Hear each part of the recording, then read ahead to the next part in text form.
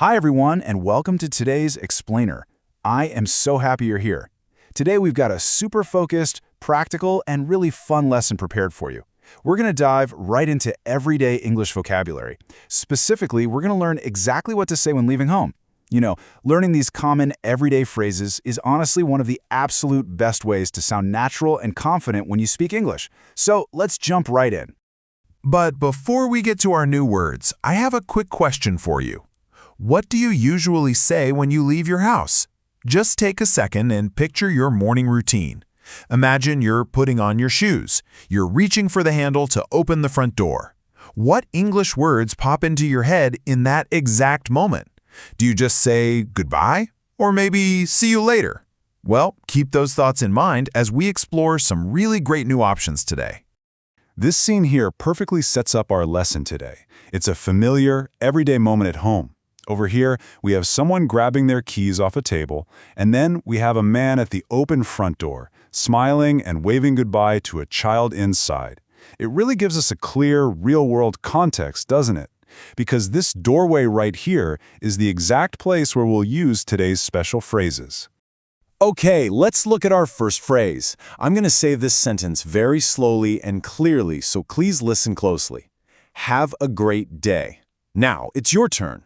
I want you to practice right where you are. Say it out loud with me. Ready?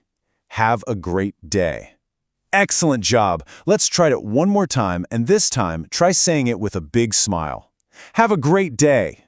Wonderful. So what does this actually mean? Well, it's a friendly farewell. Farewell is really just another, slightly more formal word for goodbye. We use this phrase right before someone leaves the house. If your friend, your husband, your wife, or your kid is walking out that door to go to work or school, you want them to have a good time, right? So you give them a warm wish. You tell them to have a great day. It's just a really kind thing to say. Let's bring that everyday scene back for a moment. Look closely at the man in the doorway waving happily to the child. The child is staying home and the man is leaving. So the child might be the one saying, "Have a great day," to the man as he heads off to work. Or the man could be saying it to the child who is staying home to play.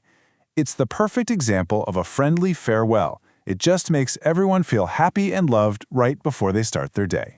Moving on to our next sentence. Again, listen to the pronunciation. I'll be back soon. Notice that very first word, I'll.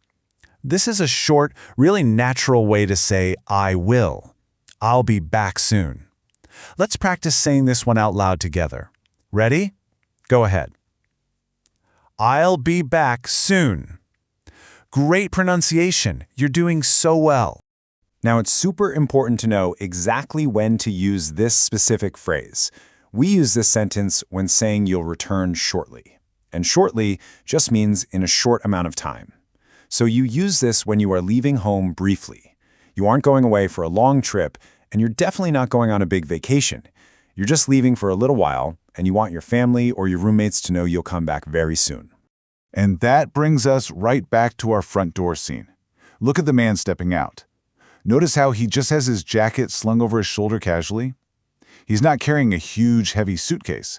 Maybe he's just going for a quick walk or running a fast errand to the grocery store around the corner.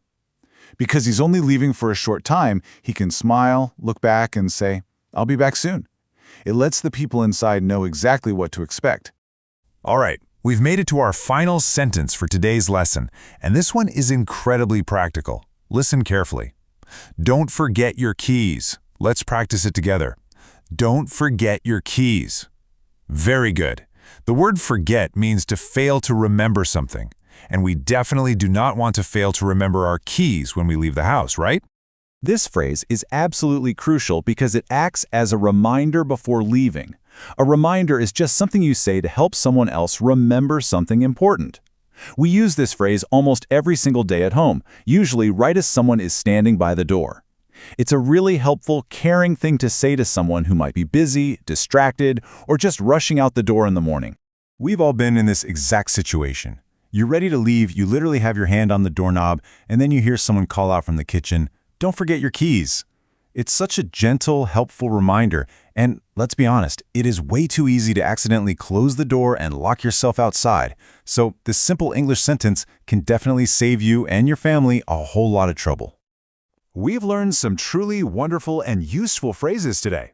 Let's review all 3 of them together right now, kind of like a checklist. I want to encourage you to read them aloud with me one last time to really build up that speaking confidence. Are you ready? Step 1, have a great day. Step 2, I'll be back soon. And step 3, don't forget your keys. You did a fantastic job today. Your English is sounding so clear and natural. To wrap up our explainer today, I want to leave you with a question to really think about. Where are you going today, and which phrase are you going to use? Will you go to the store and tell your family, "I'll be back soon"? Will you see a friend leaving for work and say, "Have a great day"? Or maybe you'll have to remind someone, "Don't forget your keys."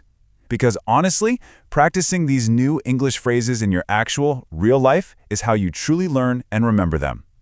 Thank you so much for joining me today. Keep practicing, keep speaking, and I'll see you for our next lesson.